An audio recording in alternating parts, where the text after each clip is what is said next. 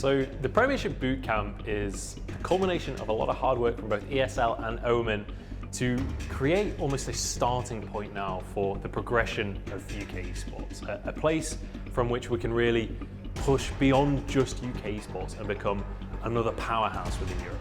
We have Endpoint and Impulse here for a few days to practice together, play a couple of show matches, play in the Premiership, and also for some of these players to actually meet their teammates for the first time and really turn them from teammates into actual friendships. So when you look at the big European teams, a lot of them bootcamp often, they bootcamp before events, and it's a really good way to increase the skill level of a team. And this is finally an opportunity for UK teams to start to emulate that.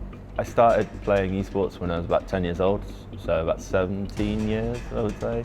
I've been involved through all the versions of Counter-Strike, been involved in ESL tournaments throughout the world, went to Germany quite a lot. So yeah, I've been playing a very long time. We formed Endpoint back in September 2016, so it's been about 6 months. But since then we've had a couple of roster changes every couple of months. But now we're getting on really well with the team. Everyone's bonding, everyone likes each other, so it's good. Premiership Bootcamp is really cool, the layout's really nice. It's a chilled environment for us to practice in. It's good to bond in real life as well. I have played for Impulse Gaming for 3 months now. I've played CSGO since 2014, early 2014.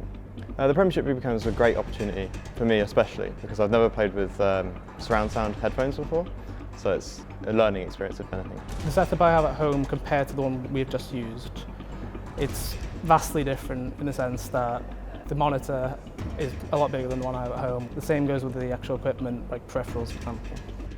Equipment is essential to becoming a professional player. When you look at a chef, he's as good as his set of knives, right? It's exactly the same in gaming. A player is only as good as his peripherals, as his PC. You know, like if you're crashing out in the middle of a game, you're never really going to make it to the big time. So peripherals are as important as can be.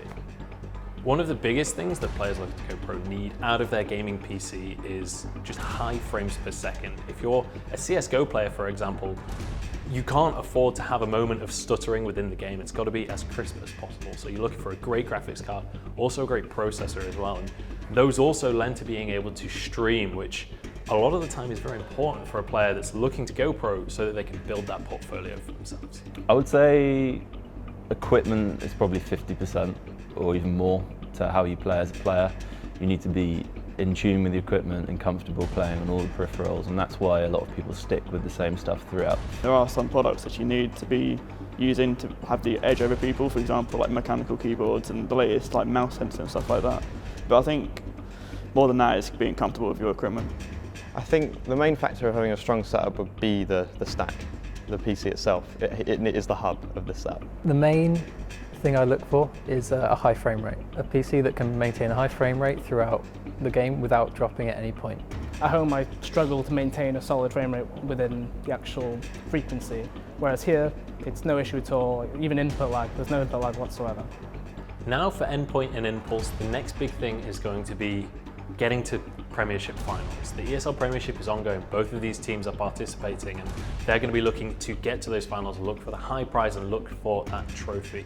But then beyond the Premiership, they're also going to be looking to push further than just the UK scene, get onto that European scene and start to really become a bigger name within European Counter-Strike.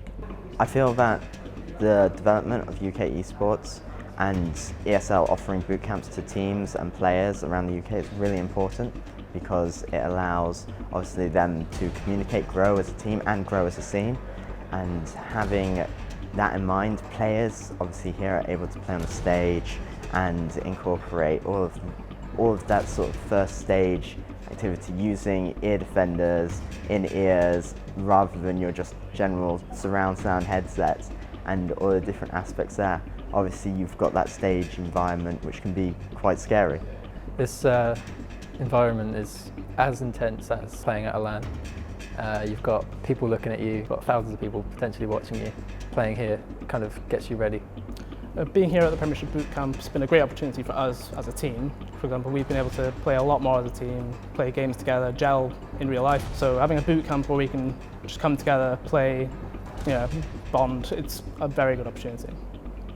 The ESL Bootcamp, I really feel it will help the team. I think it will increase their performance, improve the way that they work as a team, for the reason that obviously they haven't played at a LAN event together before, and obviously some of them hadn't even met. We didn't even know what Nuclear looked like until we arrived here and walked through the door.